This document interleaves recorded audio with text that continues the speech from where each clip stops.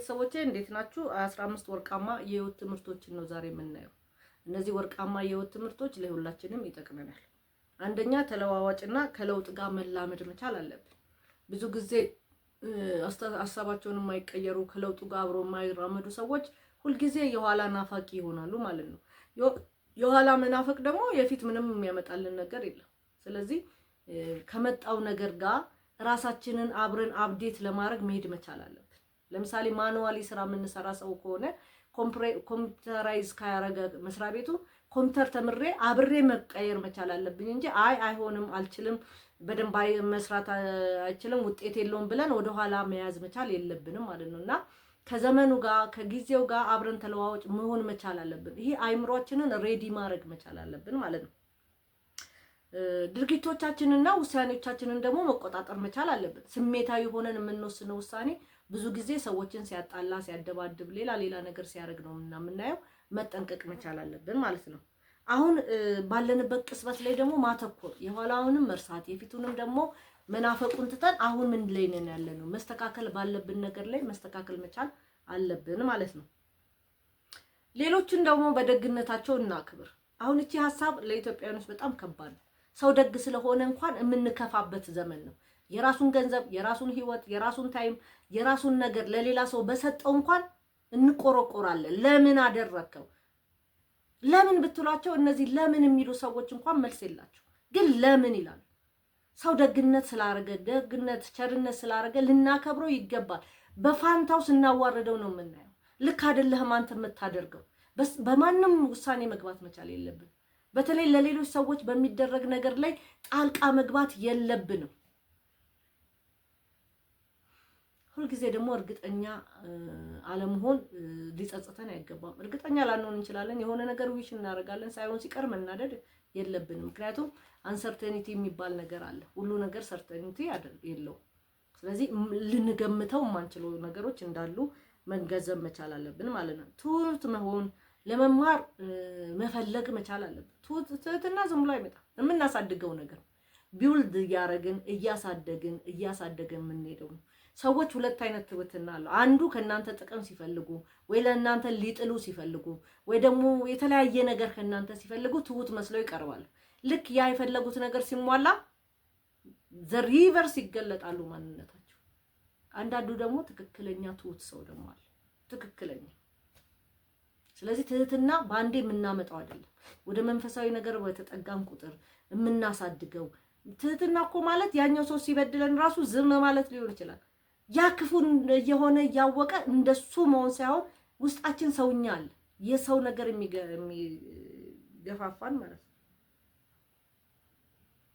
ጊዜያችንን ደግሞ በጥበብ መጠቀም መቻል አለብን።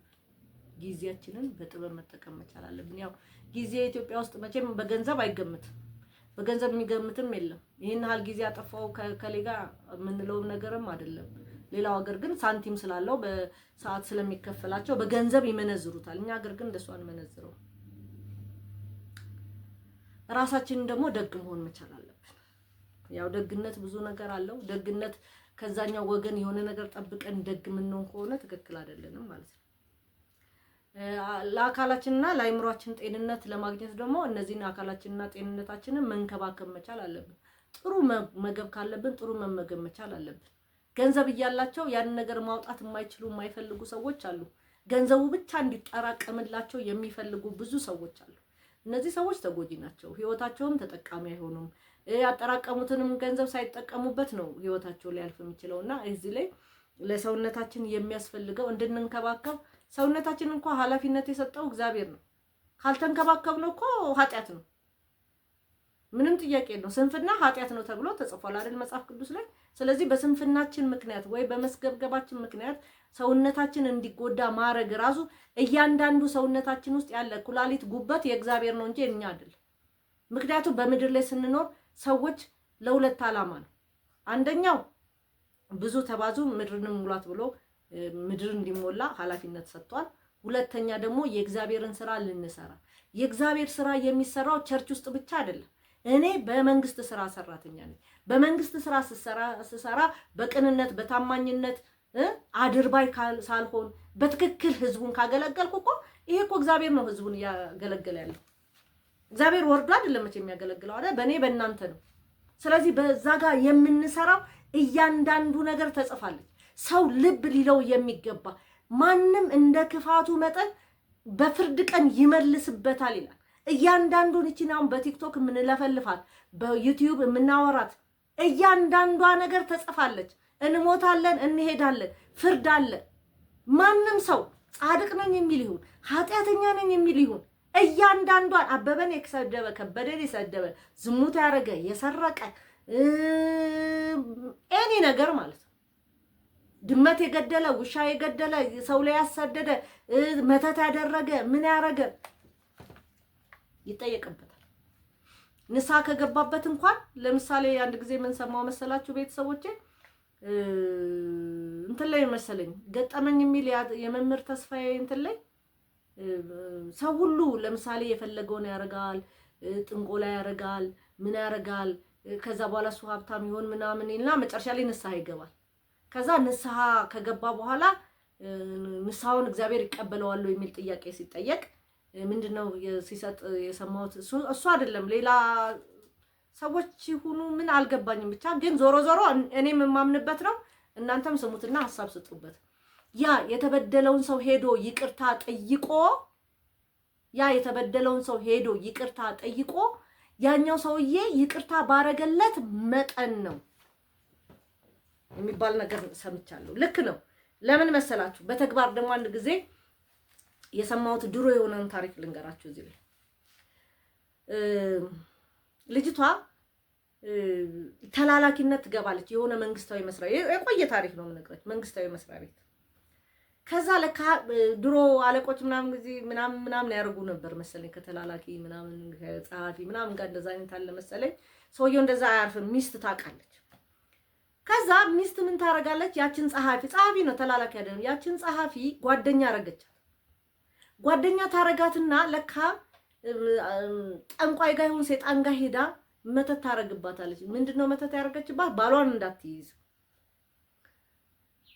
ከዛ ደግሞ ወንድ የተባለን እንድትጠላ ማለት ነው። ያው ለሰውየው የተደረገ ሰውየው እንድትጠላ ያደረገችው ይመስለኛል። ሌላውን እንድትጠላ ያደረገ በጣም ቆንጆ ናት አለች። የምታወራ ሪል ታሪክ ነው ማወራላችሁ። ያወራችልኝ በዛ ሰዓት ለልጅቷ ጓደኛ የነበረች ናትና በጣም ቆንጆ ናት ምናምን። ወንድ በጣም ነው የምትጠላው። ያንን ሰውዬ ጋር እንኳን እንትን ልትል በቃ ጠላች ቆማ ቀረች ማለት ነው። ጊዜ አልፎ ምናምን የሆነ ጊዜ በራን ኳክቶ ሁለት ሽማግሌ ሁለቱም አረጁ። በቃ ባልና ሚስቶቹ ማለት ነውና የሆነ ጸበል ቦታ ሄደው ያው እንደዚህ አጋንንት ጮኸ ምናምን መሰለኝና ሂዱና ይቅርታ በሏቸው። ታመው ሄዶ ማለት ነው። ልትድኑ የምትችሉት የበደላችሁት ሰው ካለ ይቅርታ በሉ ተብለው በር ቤቷን ያው ድሮ ጓደኛ አርጋታለች። ሚስትየው ጓደኛ አርጋ ስለነበረ በራን ኳክቶ መጣዋለች። በራን ኳክቶ ስትከፍት አታውቃችሁ ማለት ረጅም ጊዜ ስለሆነ በዚህ ላይ የሰውነትም ለውጥ አለ። አርጅተዋል። ወንድና ሴት እየተንቀጠቀጡ ነው። በሽተኛ ናቸው። ምንድነው ስል ይቅርታ አርጊልኝ እኔ ባሌን እንዳትጁ ብዬ እንደዚህ አርጌ በቃ ለቆመሽ ለመቅረትሽ ምክንያቱም እኔ ነኝ ምናምን ብላ ንስሐ ከገባን በኋላ ሂዱና ሴትዮዋን እንደዚህ አርግሻትን ፈልገሽ ይቅርታ በይ ተብላ ለዚህ ነው የመጣ ነው አሉ ማለት ነው። እና እንግዲህ ከዚህ በኋላ ያለውን ታሪክ አልሰማውም። እዛ ገጠመኙ ላይ ሰማው ተገጣጠመ። እውነት ነው ማለት ነው። ምክንያቱም የእናንተን እድል ወስደው የእናንተን ነገሮች አድርገው በእናንተ ኑሮ ኖረው እነሱ ሀብታም ሆነው እናንተ ደሃ ሆናችሁ እናንተ ተጎሳቁላችሁ እናንተ ብዙ ነገራችሁን አጣችሁ። ከዛ በኋላ ንስሐ ሲገቡ ደግሞ ወዲያው የሚተውላቸው ከሆነ መንፈሳዊነቱ ፍትሃዊ አይደለም ልንል እንችል ነበር ማለት ነው። ግን እግዚአብሔርም እንደዛ አላደረገም። ዞሮ ተዋርደው መዋረዳቸውና ይቅርታ መጠየቃቸውም ስለሚያስፈልግ ያ ሰው እግዚአብሔር ከረዳው ልቡ ይቅርታ እናንተ ይቅር ካላላችሁ እኔም ይቅር አልልም ስለሚል እግዚአብሔር ያ ሰው ይቅርታ መባል መቻል አለበት የሚል ነገር ስለሰማው እያንዳንዱን ነገር ቅድም አሁን ባነሳሁላችሁ ሰውነታችንን ለበደልን እንኳን ተጠያቂዎች ነን ማለት ነው። እንኳን ሌላ ሰው ለበደል ነው እንኳን ሌላ አካል ሶስተኛ ወገን ከኛ አልፎ የምንበድላቸው እንስሳቶችም ይሁኑ ሰዎችም ይሁኑ እያንዳንዳችሁ እንደምትጠየቁ ማሰብ መቻል አለባችሁ ልላችሁ። መተው የምንፈልገውን ነገርም ያለ ተጽዕኖ መተው መቻል አለብን። አንዳንድ ጊዜ ከተውኩት አይቀር ብሎ ስብርብርብርብር አድርጎ አይታችኋል። አሁን አንድ ቲክቶክ ላይ የፈታትን ሚስቱን ዝም ብሎ ያወራል። እንደዚህ ነው፣ እንደዛ ነው፣ እንደዚህ ነው። ሰዎች እንደዚህ ተውን መርሳት መቻል አለብን። በህይወታችን ውስጥ ያው የራሳችንን መንገድ መፍጠር አለብን። ማንም ፍጹም እንዳልሆነ ማወቅና መቀበል አለብን። ፐርፌክት 100% እግዚአብሔር ብቻ ነው። ሰዎች ያጠፋሉ፣ ይስተካከላሉ። መቀበልና ይቅርታ ማድረግ ከቻልን ጥሩ ነው። መጽሐፍ ቅዱስ ግን ምን ይላል? ኃጢአቱን የተወና ኃጢአቱን የተናዘዘና የተወ ነው የሚለው። ኃጢአታችንን እየተናዘዘን ንስሐ እየገባን መልሰን እዛ ውስጥ የምንገባ ከሆነ አሁንም ትክክል አይደለንም ማለት ነው። ስላለን ነገር ደግሞ ማመስገን መቻል አለብን እግዚአብሔርን ስለያዝነው ስለሰጠን ጤንነት። እኛ ግን አሁን ጤንነት ቫልዩ የለውም አይደል? ጤንነት ቫልዩ የምንሰጠው መቼ ነው? ስንታመም ነው ማለት ነው። እዛ ደረጃ ሳንደርስ እግዚአብሔር ለሰጠን ጤንነት ቴንኪው ማለት መቻል አለብን ማለት። በምንም እናስጠብቀው፣ ዶክተር ጋርም እየሄድን መድኃኒት እየወሰድንም እናስጠብቀው፣ የእግዚአብሔር ኃይል ሲጨመርበት ነውና ውጤት የሚኖረው። ጤንነት ስለሰጠንም እግዚአብሔርን ልናመሰግነው ይገባል ማለት ነው። ለማወቅ ደግሞ ጉጉት መኖር መቻል አለበት። ለመማራችን መቀጠል መቻል የለበትም፣ መቀጠል መቻል አለበት ማለት ነው። ምክንያቱም ዛሬ የደረስነው ነገ አዲስ ነገር ስለሚኖር ትምህርትን እየቀጠልን መሄድ መቻል አለብን። ቤተሰቦቼ አመሰግናለሁ። ለዛሬ ያስኩት ይሄን ነው። ተጠቀሙበት።